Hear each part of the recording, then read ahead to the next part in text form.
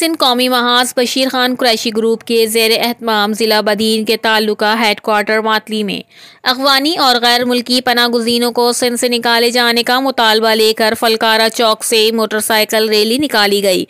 Rally शहर की मरकजी सड़कों पर गश्त करने के बाद क्लब चौक पहुंची। रैली में जसकमारी सर ग्रुप और सिंध यूनाइटेड पार्टी के मुकामी अहदेदारों का कारकुनों ने शिरकत की। रैली से फयाज ब्रोही, अवैस खास खैली और मुमताज़ दिनू ने तकारीर की। उन्होंने कहा कि हमारा सिर्फ एक ही मुतालबा है कि सिंध से अफ़गानियों समेत तमाम गैर मुल्कियों को भी निकाला जाए।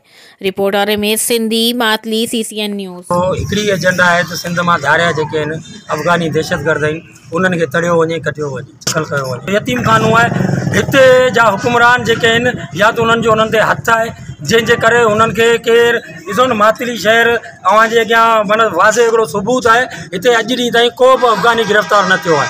हालांकि असां दोस्तनि निशानदेहियूं बि कयूं आहिनि त हिते काफ़ी खोड़ सारा अफ़गानी वेठा आहिनि जिन वटि NIC बि कोन्हे। शहीद बशीर खान कुरैशी पार्टी तरफ़ां ॿी बि दोस्तनि तंज़ीम सां गॾु असांजो मुतालबो इहो ई आहे ऐं काफ़ी जेको असां एहतिजाज कया आहिनि, रैलियूं कढियूं आहिनि। असांजो हिकिड़ो ई मुतालबो आहे त जेको गवर्नमेंट तरफ़ां जेको सरकार तरफ़ां जेको कयो वियो आहे त सिंध मां अफ़गानी जेको हितां पंहिंजे ॾे वञनि, पर हिन महिल ताईं किथे बि मातली हुजे, तहलको मातली हुजे या कंहिं बि नंढे वॾे शहर में हिन महिल ताईं को बि अफ़गानी गिरफ़्तार न आहे थियो।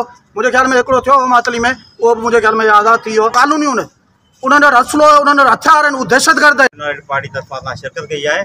असुल असांजी मक़सद जेके बि असां क़ौम पर अॻवान आहियूं, असां शुरू खां वठी इहो मुतालबो कंदा अचूं जेके अॻवानी आहिनि, गैर मुल्की आहिनि, इहे दहशतगर्द आहिनि। एजेंटनि जी अख में कंडा पिया आहिनि, उन्हनि खे जे ॾुखिया पिया आहिनि, उन्हनि इहो नोट कयो आहे जेके बदमाशियूं कनि था, जेके बम फाड़नि था, जेके माण्हू मारनि था, असुल दहशतगर्द इहे अॻवानी आहिनि। असां चऊं था हिते मातली में केतिरा अॻवानी हूंदा, उन ते को अमल न थियो आहे, पुलिस को एक्शन न वरितो आहे। असां पंहिंजे शहर जी ॻाल्हि था कयूं, असां पूरी सिंधी ॻाल्हि था कयूं, पर जेको को बि कारकुन जिथे बि आहिनि पूरे शहर